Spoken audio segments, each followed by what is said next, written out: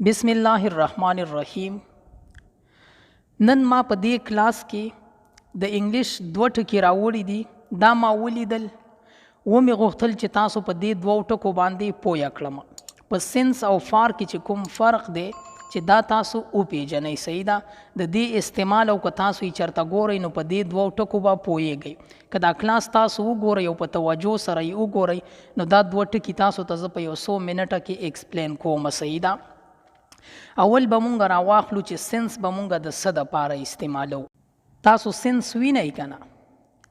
سنس به مونږ استعمالو له هغه وخت راخسي، یعنی یو کار د کوم وخت نه شروع دی. صحیح ده. دا سنس به مونږ ته اگزیټ وخت ښیي، د یو کار ډیوریشن به راته ښیي. صحیح ده. زه تاسو ته د دې مثالونه درکوم، تاسو به پوه شئ. ګورئ که تاسو ته زه د دې مثال درکمه، I have lived here since 2010. یعنی زه دلته د 10 کالو راهسې اوسېږم. صحیح ده. د 10 کالو راهسې اوسېږم. یعنی سنس ما ته څه وښودل؟ دغه ټول ډیوریشن یې راته وښودو. د 10 کالو نه اوسېږم د اوسه پورې. سنس به مونږ ته دا ښیي. I have lived here since 2010. زه دلته د 10 کالو راهسې اوسېږم. بیا د دې که تاسو ته زه بل مثال ووایم، She has been sleeping since 10 o'clock. She has been sleeping 10 o'clock. یعنی هغه له 8 بجو د 10 بجو راهسې اوده ده. صحیح ده. دلته 8 دي، دا 10 دي. صحیح ده. هغه د 10 بجو راهسې اوده ده. She has been sleeping since 10 o'clock. هغه د 10 بجو راهسې اوده ده. بیا زه تاسو ته بل مثال هم در کومه.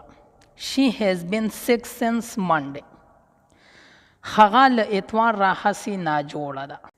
She has been sick since Monday. هغه له اتوار راهسې ناجوړه ده. سنس مونږ ته څه وښوده؟ یعنی اگزیټ ورځې راته وښودله د اتوار ورځ. صحیح ده. هغه له اتوار راهسې ناجوړه ده. It has been raining since morning. It has been raining since morning. له سهار راهسې باران وریږي. له سهار راهسې باران وریږي. دا ما سره ګورئ د سنس استعمالو. صحیح ده چې تاسو ته ما وکړو. اوس زه تاسو ته زه د فار استعمال هم کوم. تاسو به پوره پوه شئ د سنس او د فار په منځ کې چې کوم فرق دی په هغې باندې. صحیح ده. ګورئ تاسو دې فار ته وګورئ. فار به مونږ د څه دپاره استعمالو؟ یعنی د دومره مودې لپاره. صحیح ده. فار به د څه دپاره استعمالیږي؟ د دومره مودې لپاره. تاسو ته زه مثالونه در کوم، تاسو به په دې پوه شئ. صحیح ده. اولنی مثال تاسو د دې وګورئ.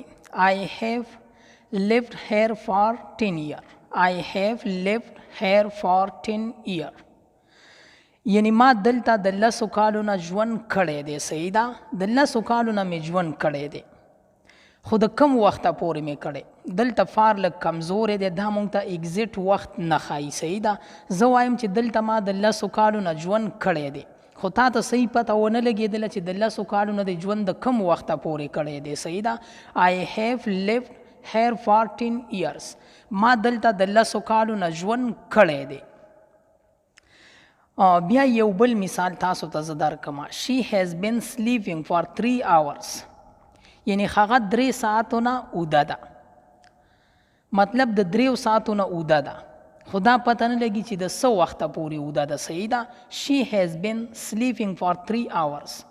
هغه 3 ساعتو نه اوده ده. We waited for 2 hours. We waited for 2 hours. یعنی مونږ 2 ساعته انتظار وکړو.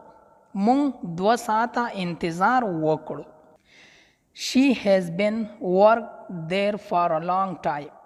یعنی هغې هلته له ډېرې مودې راهسې کار کوي. صحیح ده. She has been worked there for a long time. هغه هلته له ډېرې مودې راهسې کار کوي. فار به مونږ ته اگزیټ وخت نه ښیي. مطلب د کار د شروع وخت راته وښیي، خو د ختمېدو وخت راته نه ښیي.